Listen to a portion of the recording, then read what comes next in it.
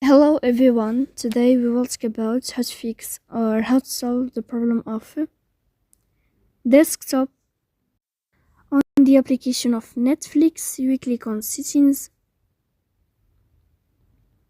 In this page, you can click on apps, default apps, app settings. On above, we can search about Netflix and you will enter.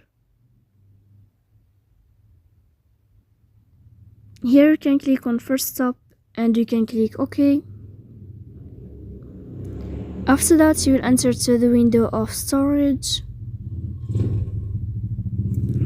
Here you can click on clear cache. Don't click clear data because that can delete your account. So please don't forget to support us by like and subscribe. See you next time in another video and thank you for your attention.